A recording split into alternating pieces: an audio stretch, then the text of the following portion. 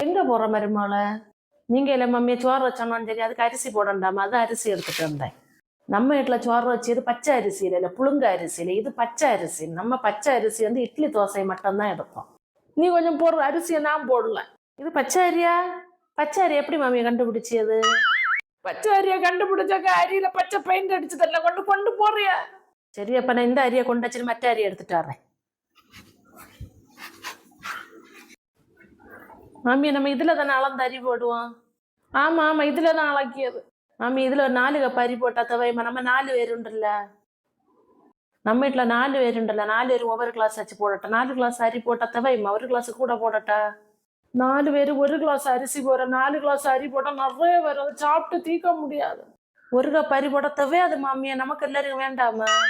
25 வருஷமா சோறு வச்சுட்டு இருக்கேன், 4 பேருக்கு எவ்வளவு அரி போடணும்னு எனக்கு தெரியும்.